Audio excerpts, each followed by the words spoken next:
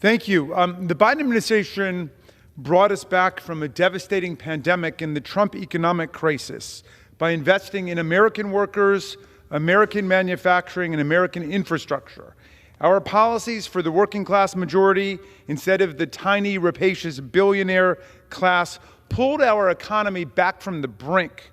Today, our nation's economic strength is, quote, the envy of the world, as The Economist magazine put it, with an unemployment rate of 4.2%, wages rising across America, and the gross domestic product growing at a robust 3.1%. Moreover, the murder rate is way down in America.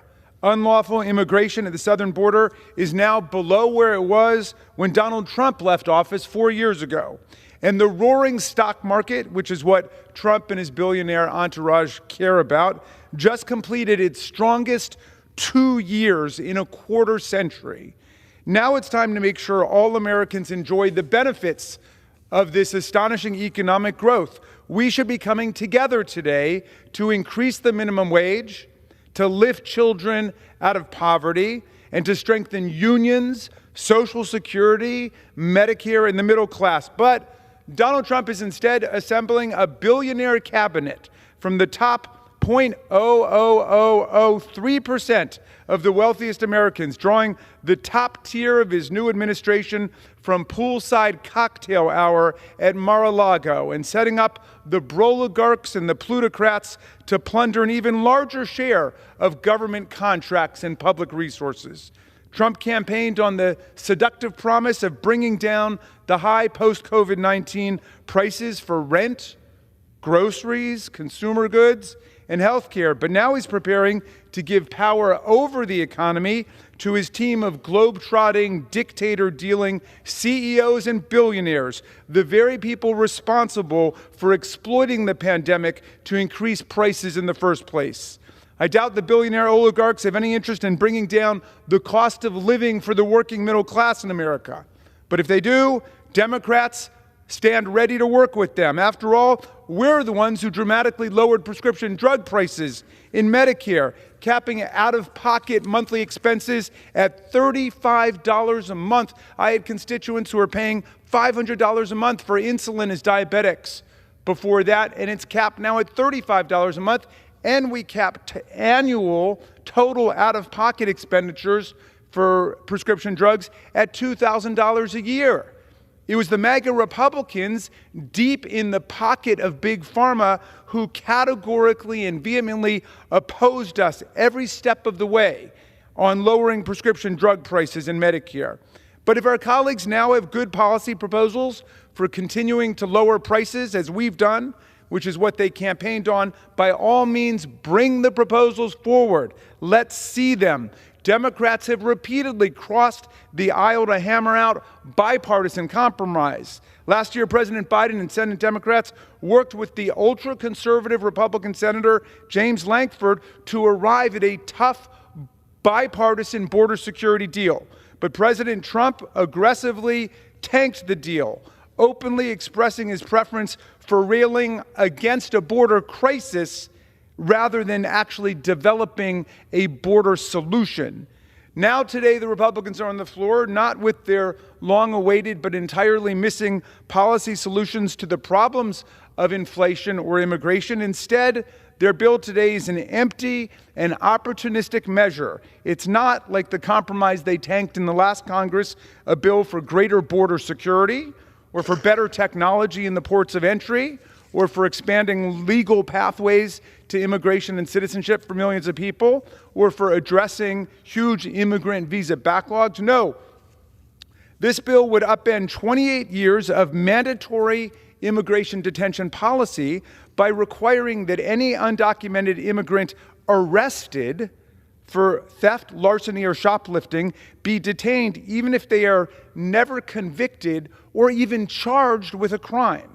This is a radical departure from current law, which since 1996 has generally required mandatory detention only for persons who are criminally convicted or who admit to having committed certain serious crimes. That is, when criminal guilt is certain and established beyond a reasonable doubt. Under this bill, a person who's lived in the United States for decades, say for most of her life, paid taxes and bought a home, but who was mistakenly arrested for shoplifting, would not be freed to resume her life, but rather would be detained and deported even if the charges are dropped and even if the police admit that the arrest was mistaken.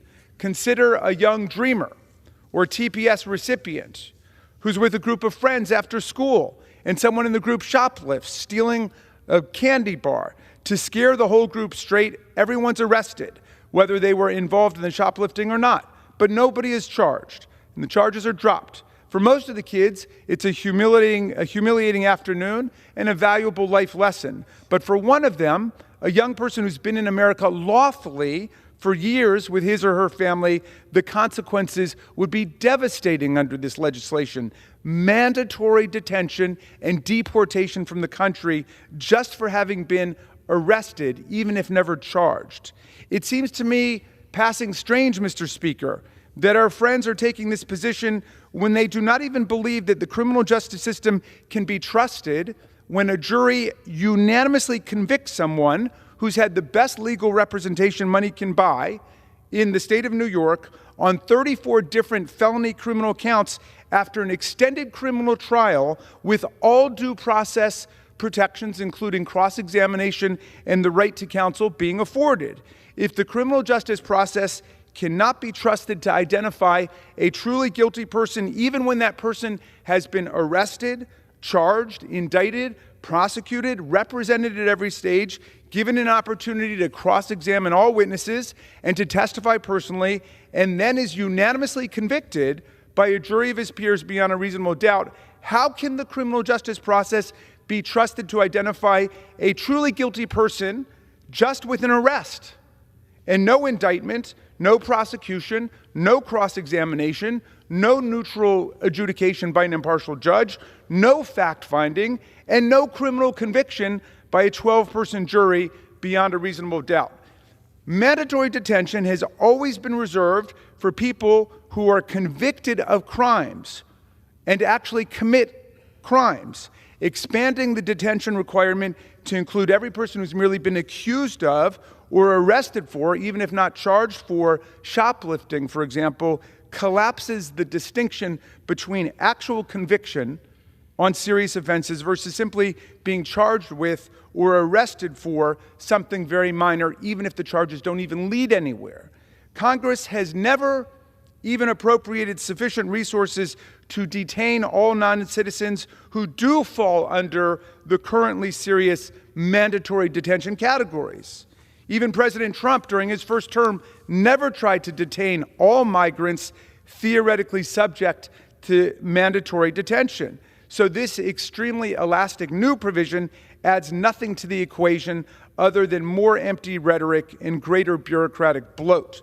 The bill also seeks to give state governments authority and control over the federal immigration system by trespassing on the Article II executive power in a way that 8 out of 9 justices on the Supreme Court completely repudiated 2 years ago as a blatant violation of the separation of powers.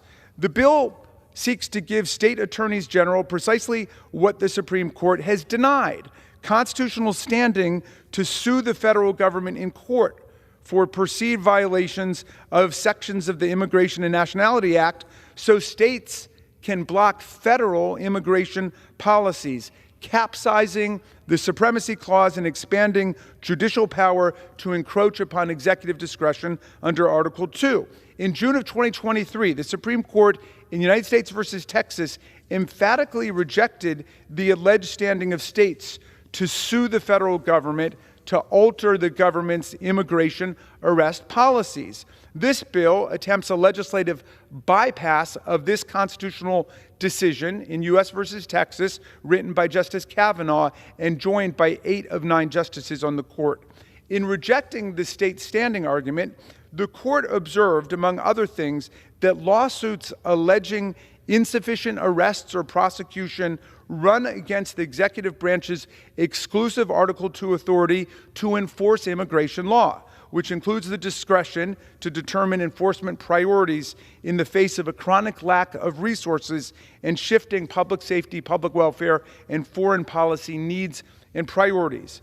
If this bill were to become law, both provisions would have the perverse effect of undermining the federal government's efforts to prioritize the detention and the deportation of the truly most dangerous convicted felons. With the vastly expanded new statutory scope and new authority for states to get legal standing on steroids, the government can be sued by a state for not detaining everyone charged with or even arrested for the pettiest of crimes like shoplifting.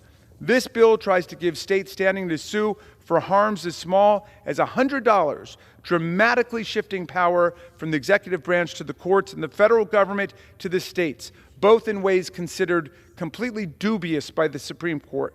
Like many of the immigration-related bills the GOP is now advancing, this one seems to follow a simple strategy.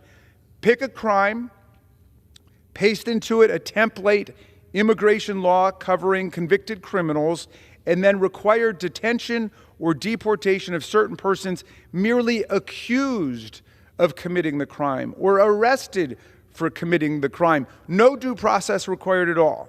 This allows us to get up and demonize immigrants without doing anything to fix the immigration system and to act tough without actually making America safer or solving any of the problems within the immigration laws. We should be working together on comprehensive, meaningful reform. My colleague from California invites us to believe that the only crimes committed by undocumented aliens are those who entered during the Biden administration.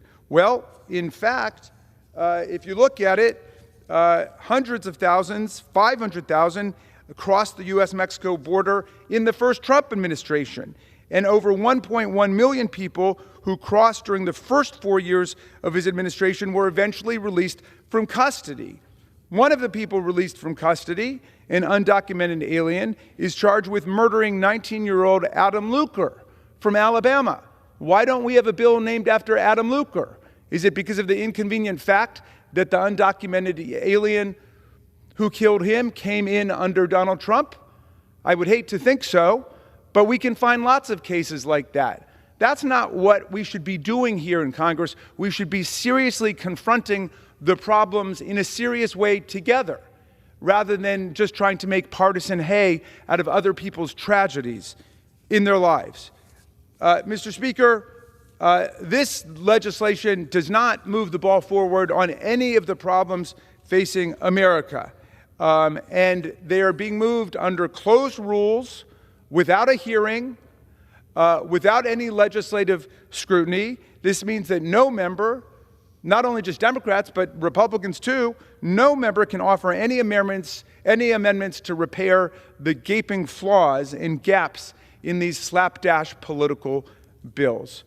So I would urge our colleagues to take a much more serious approach here. The murder of Laken Riley was an unspeakable, an appalling crime, a heinous act. And no parent and no family should ever have to bear such a calamity. We must take clear steps to make sure that people who commit crimes like this are punished to the full extent of the law. And I trust that my friends agree that those who commit horrific violent crimes like these must be prosecuted to the fullest extent of the law. But this bill fails to take any meaningful action to improve our broken immigration system and to prevent crimes like this from occurring again, whether the undocumented aliens entered under a Democratic administration, as they have, or a Republican administration, as they have. We are asked to vote on a bill that fails to address any of the real issues at stake, and we are foreclosed from offering any amendments to improve this sloppy and political product. I urge all colleagues to oppose this legislation, and I reserve the balance of my time.